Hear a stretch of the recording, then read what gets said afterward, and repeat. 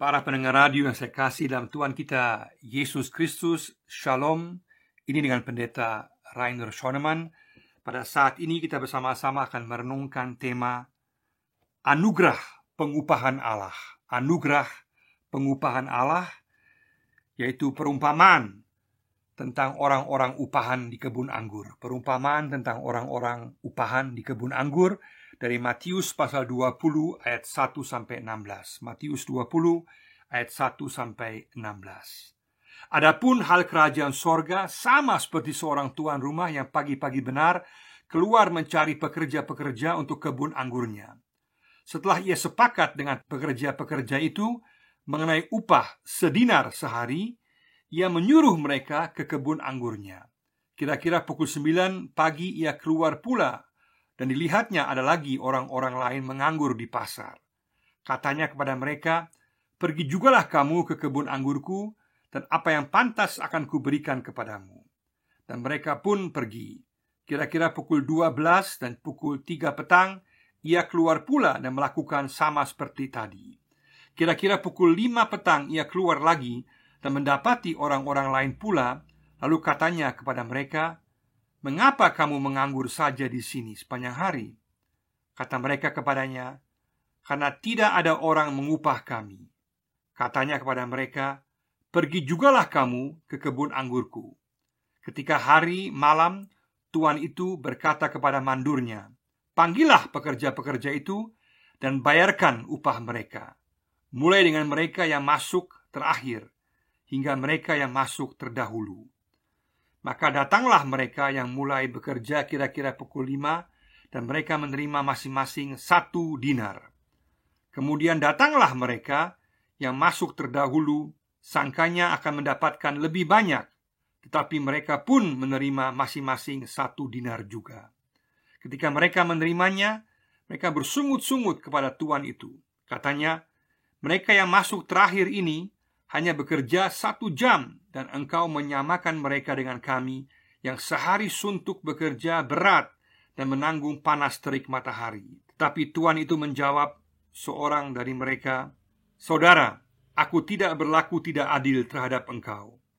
Bukankah kita telah sepakat sedinar sehari? Ambillah bagianmu dan pergilah. Aku mau memberikan kepada orang yang masuk terakhir ini sama seperti kepadamu. Tidakkah aku bebas mempergunakan milikku menurut kehendak hatiku? Atau iri hatikah engkau karena aku murah hati?"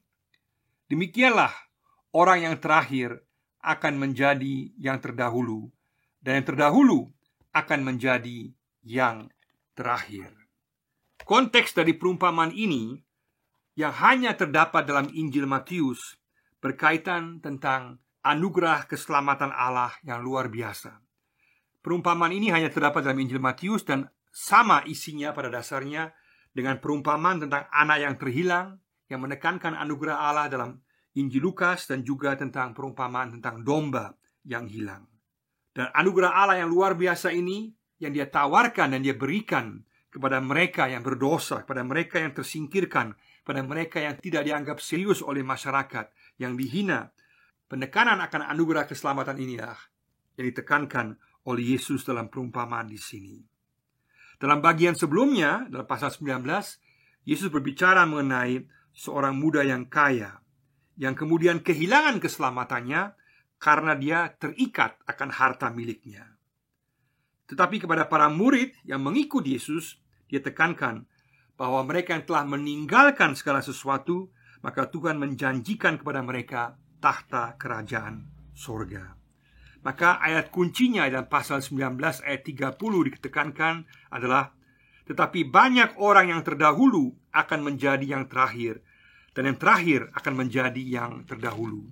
Sama juga dengan pasal 20 ayat 16, sama lagi, "Demikianlah orang yang terakhir akan menjadi yang terdahulu, dan yang terdahulu akan menjadi yang terakhir." Artinya Tuhan mau memberikan keselamatan kepada mereka, menawarkan anugerah keselamatannya kepada mereka yang terpinggirkan, yang terhina, yang dikucilkan oleh masyarakat, sehingga anugerah Allah berlaku juga untuk mereka, sehingga mereka yang dianggap terakhir kemudian akan menjadi terdahulu karena mereka mau menerima berita anugerah keselamatan yang Yesus berikan. Sedangkan mereka yang merasa diri baik, merasa diri sudah beres, merasa diri pantas diselamatkan, merasa diri bermoral tinggi, dan tidak memerlukan keselamatan anugerah Allah, maka mereka akan menjadi yang terakhir. Di sini ditekankan bahwa Allah memberikan upah kepada umatnya karena kebaikannya, karena anugerahnya, dan upahnya adalah sama bagi setiap orang yang percaya dan menerima Dia. Berarti bukan berkaitan dengan apakah seseorang itu layak atau tidak layak menerimanya. Tidak, anugerah Allah yang menentukan. Dan juga di sini bukan berkaitan dengan soal pembayaran gaji yang adil secara dunia ekonomi, secara manusiawi, bukan. Tetapi fokusnya adalah kepada kasih karunia anugerah Allah yang luar biasa dalam kemurahan hatinya.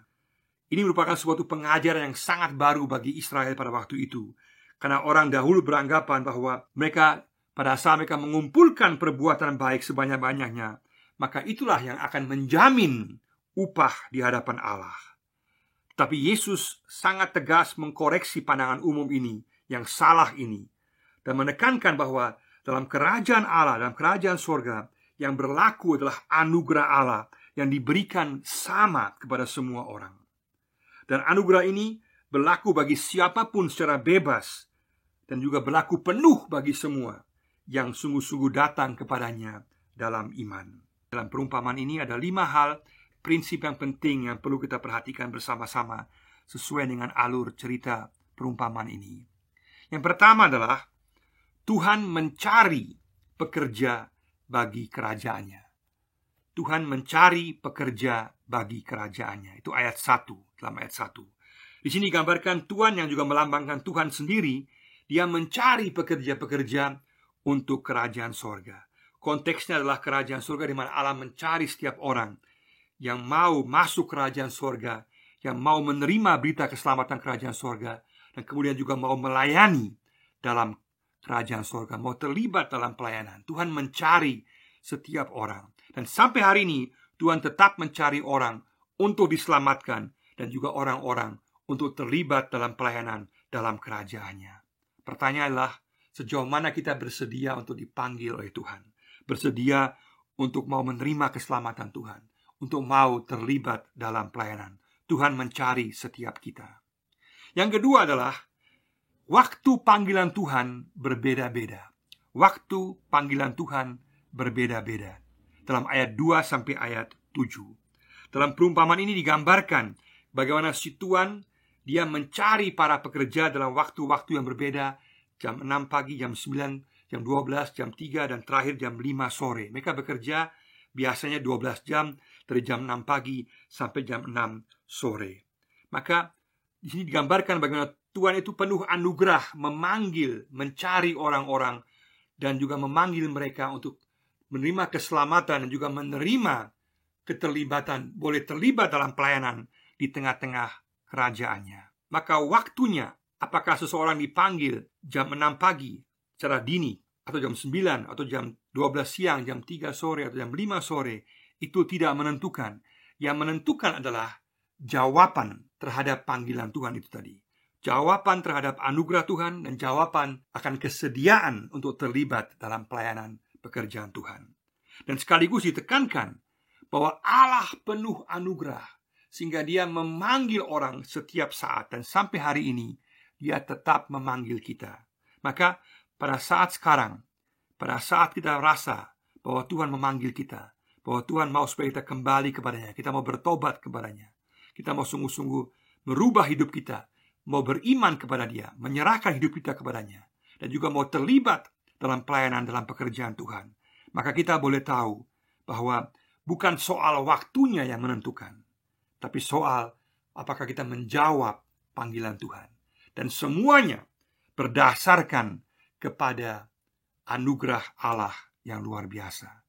Jadi bukan waktunya yang menentukan, bukan banyaknya pekerjaan yang kita lakukan yang menentukan, tapi kita menerima keselamatan Allah dan juga mau terlibat dalam pelayanan Tuhan. Maka pada saat ini Tuhan memanggil kita supaya kita sungguh-sungguh melupakan masa lalu kita.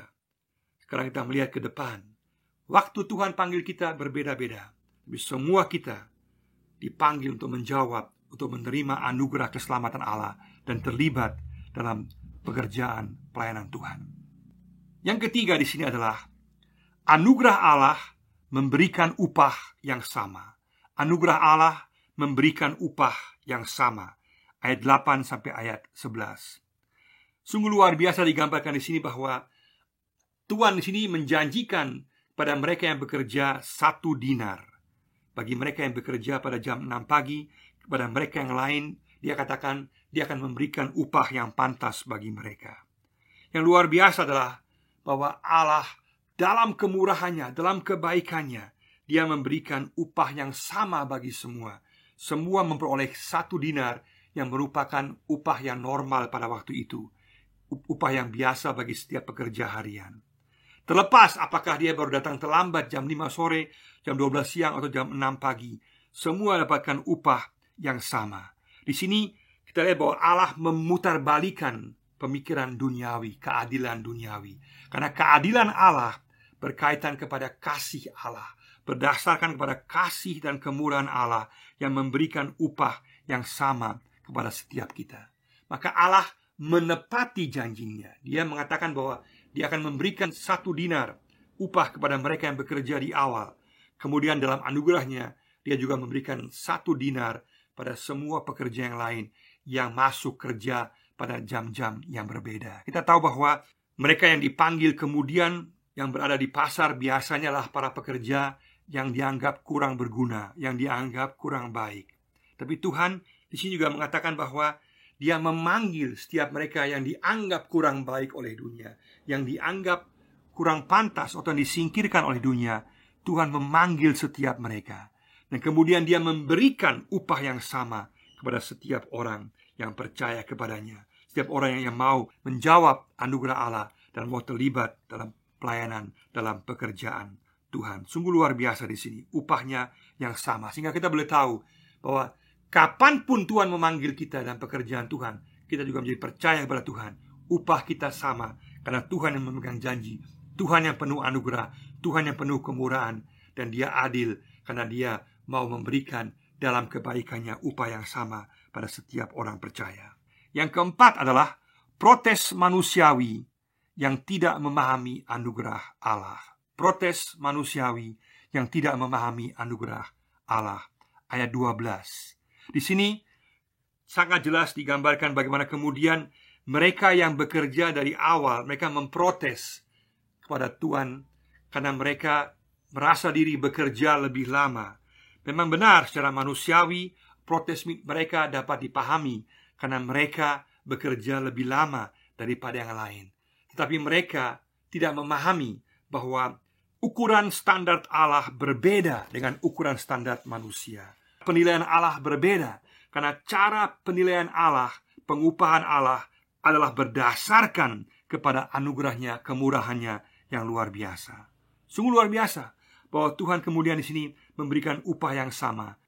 Hal yang sama Yesus juga tekankan dalam perumpamaan anak yang terhilang, di mana ditekankan penerimaan Allah kepada mereka yang terpinggirkan, pada mereka yang berdosa, dan menjadikan mereka warga kerajaan Allah secara penuh, bukan warga kerajaan Allah kelas 2. Dan juga sesuai dengan pengajaran Yesus secara keseluruhan bahwa Allah sungguh-sungguh menerima setiap orang yang datang kepadanya dan berharap kepadanya.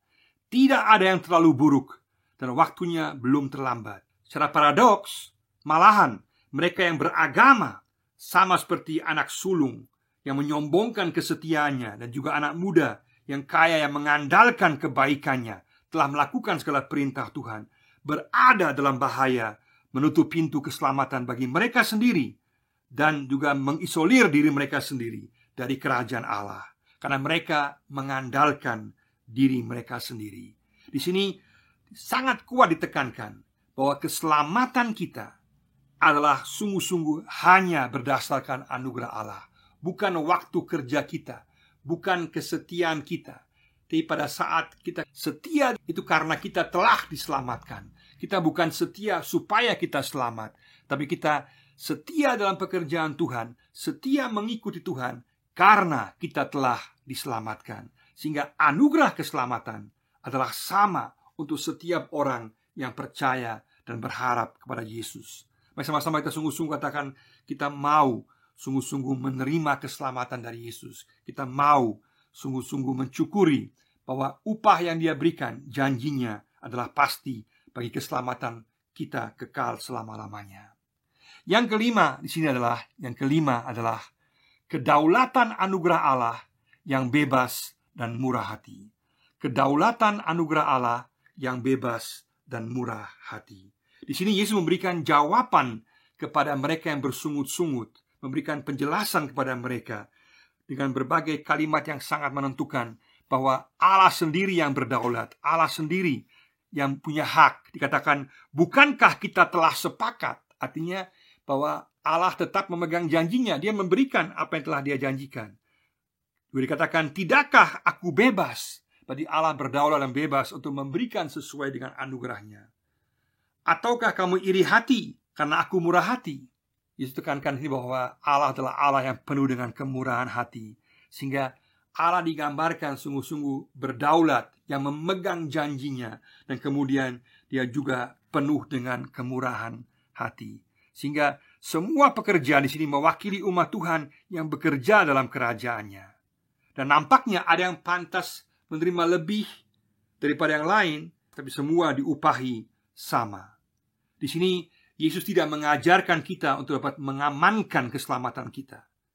Juga bukan tentang berbagai jenis kualitas pekerjaan yang dilakukan oleh para pekerjanya, bukan. Yang menjadi penekanan di sini adalah anugerah dan kemurahan Allah semata-mata, yang sungguh-sungguh berdaulat, yang bebas, dan penuh dengan kemurahan hati. Maka kita pun dipanggil untuk sungguh-sungguh boleh mensyukuri akan kemurahan hati Allah yang luar biasa, yang menerima kita, yang menyelamatkan kita, dan juga mensyukuri bahwa kita punya hak istimewa boleh terlibat dalam pelayanan dalam kerajaan Allah. Maka soal upah adalah soal Tuhan, karena Dia yang berdaulat, Dia yang murah hati, dan Dia memberikan sama pada setiap orang yang percaya kepadanya. Mari sama-sama kita pada saat ini kita katakan, kita sungguh-sungguh mau menjadi pekerja dalam ladang Tuhan. Kita mau menerima anugerah keselamatan Tuhan. Meskipun waktu panggilan kita berbeda-beda, kita mau mengerjakan yang terbaik bagi Tuhan. Kita mau terlibat dalam pelayanan bersama-sama dengan Tuhan. Jangan lihat ke belakang, tapi melihat ke depan, bahwa Tuhan yang menghargai kita, Tuhan yang akan mengupahi kita, dan Tuhan menjanjikan bahwa Dia akan memberikan upah yang sama. Kita boleh bersyukur bahwa anugerah pengupahan Allah berbeda dengan cara penilaian duniawi, sehingga kita boleh bersyukur bahwa Allah menjanjikan kepastian keselamatan dan upah bagi kita di sorga. Dan juga bahwa kita perlu belajar untuk melihat segala sesuatu dari sudut pandang Allah. Jangan iri hati terhadap orang lain. Juga jangan merendahkan orang lain, atau menganggap orang lain kurang pantas, atau merasa diri lebih pantas daripada orang lain. Semua pemikiran ini salah, karena yang menentukan adalah pemikiran Allah, cara pandang Allah yang penuh dengan anugerah, penuh dengan belas kasihan. Dan kita semua adalah orang berdosa yang diselamatkan dan kemudian dilayakkan untuk menjadi teman-teman sekerja Allah dalam pekerjaan Tuhan dimanapun kita berada. Mari sama-sama kita mensyukuri atas keselamatan yang Tuhan berikan, mensyukuri atas panggilannya bagi kita, bahwa kita boleh terlibat dalam pelayanan tengah-tengah pekerjaan Tuhan. Dan kita mensyukuri bahwa semua kita diselamatkan bukan karena usaha kita, tapi sungguh-sungguh karena kemurahan Allah yang luar biasa. Mari kita syukuri anugerah pengupahan Allah yang menjanjikan hal yang pasti bagi kita, keselamatan dan upah di sorga yang pasti, yang penuh dengan kemuliaan bagi setiap orang yang percaya kepadanya. Yang terakhir akan menjadi yang pertama. Artinya mereka yang sungguh-sungguh menerima keselamatan Tuhan akan menjadi pertama, akan diupahi, akan diselamatkan. Tapi mereka yang merasa diri mampu, merasa diri pantas, mereka akan menjadi terakhir. Malah mereka akan ditolak oleh Tuhan, karena pengupahan Tuhan berdasarkan kepada anugerah keselamatan Allah, dan berdasarkan kepada kemurahannya, dan berdasarkan kepada jawaban kita atas panggilan Tuhan. Mari sama-sama kita katakan, kita mau menerima keselamatan Tuhan, dan kita mau menjadi pekerja-pekerja Tuhan dimanapun kita berada, dari saat ini sampai kekal selama-lamanya. Tuhan memberkati kita semua. Amin.